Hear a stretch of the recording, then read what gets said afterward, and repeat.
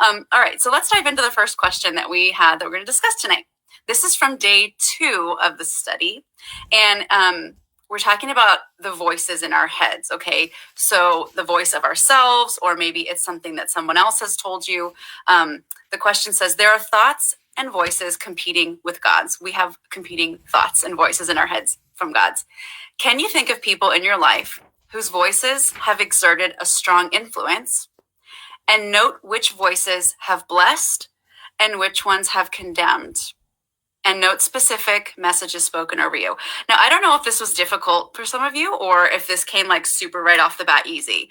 It was like, I actually thought it was really easy to think of condemning ones that I've heard in my life. And it was really hard to think of blessing ones for some reason. I don't know if you found that the same way, Mallory. What did you think? Yes. Was this a hard one for you?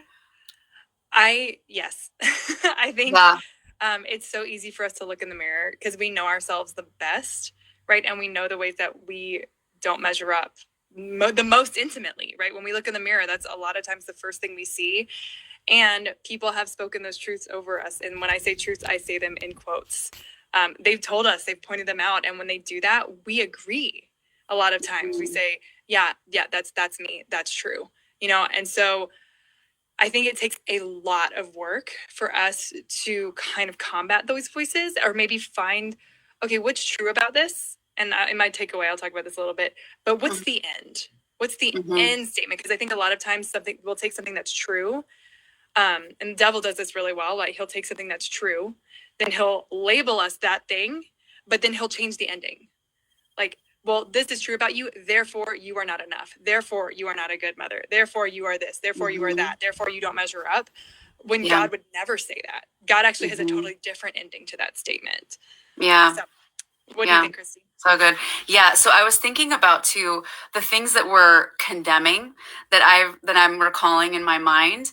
They happened when I was I was completely blindsided by it. So like, for example, like I would be having like a really good day or it was like a really good get together with people, family or friends. And then someone would say, oh, hey, like comment on my outfit or like, oh gosh, have you put on some weight or something? Or like, it's just comments like that like I didn't think I had, or I didn't think this wasn't a cute outfit or, anything like that. But it would take me out of the knees. Like I'd be totally blindsided by it. And then it was all I could think about after that.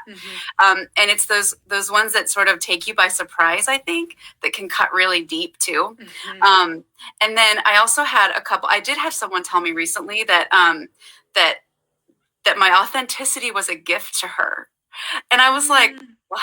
Are you serious? She was like, yeah. And like, she just was so, and it blessed me so much. And it's not something I wouldn't necessarily like tell that I'm authentic or anything like that. That's not how I would think of myself, but just having that spoken into me at a moment when I was like talking to her about something else and I was struggling with something. And I was just like, thank you. Like that was such a gift, But yeah, I was so super grateful for that. And I think noting the two different things that we're thinking about here as we're going through this exercise, I think it's important to note the difference between condemnation and conviction too. So like when we're talking about the negative stuff, okay, like my example is, condemnation. Okay, that's attacking like the dignity of me as a person. Okay, that's like things that are attacking you, who you are.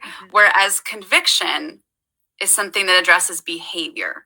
And that's what the Holy Spirit does, right? So like the Holy Spirit, when we're feeling like maybe a little bit guilty about something or we need to change our behavior in a way, it's to change our behavior. It's not because there's anything wrong with us inherently.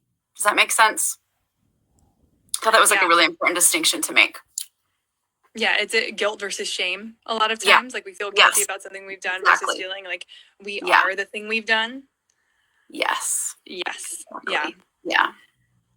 Yeah. And I think for me, I wrote down some of these things that I tell myself over and over again. And the number one, I was like, this is clearly just a wound because I bring it up all the time, but it's that you're not organized. Like, and this is the thing for me. It's like, well, if you would just planned better, if you would have just looked at your calendar, if you would have just done this, then like I remember this was last week. I went pick up my daughter from dancing and it was probably 20 degrees. She didn't have a jacket because my husband was out of town and it's kind of like just get the 4 kids. This was actually the 4th time that we were going back and forth to dancing because my kids have back to back, but we live really close. And the dancing teacher was kind of like, what's, like, she didn't say this, but the way she looked at me was like, what's wrong with you? Like, your daughter doesn't have a jacket. And it just reinforced, she didn't say it like that, but she was like, hey, like, she doesn't have a jacket. And I was like, oh, we'll be fine. It's a 5-second walk to the car. But like, as I'm walking, I'm like, if you had just planned, if you had just been better, then like she wouldn't think you're a bad mom. It was like a double whammy, you know? Yeah. And I think, like like I just said, there's a truth to that. I'm really not organized. That's true. Okay. That's like, I don't want to gloss over that. I'm not organized. It takes a lot of effort for me to get organized, but I am responsible.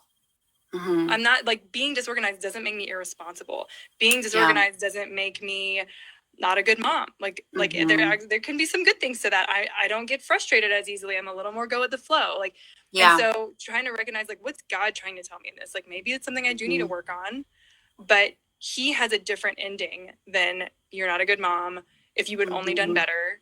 Like, typically it's like, I love you and let me walk with you. And so I think we have to decide, who are we going to listen to?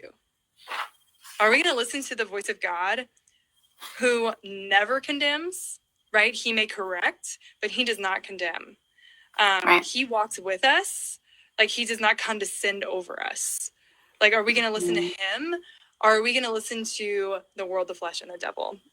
And I have one more thought on this, Kristy, and then I'd love, to wrap up, or anything that you want to add to it. But actually, our CEO, Julie Ricciardi, said this to me while we were in Florida together last week. She said she was talking to a sister, and the way that the sister walks into adoration, she sits down and she says, okay, Jesus, I'm here for you to love me.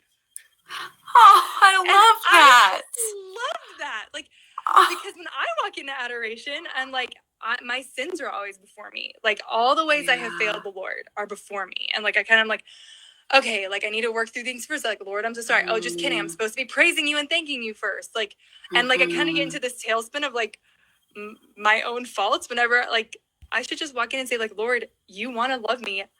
I'm here to let you love me. I'm here. Yeah. And then for us to walk in and receive it, you know, and actually receive that love. So that's beautiful. Oh, I love that. That's so great. Okay.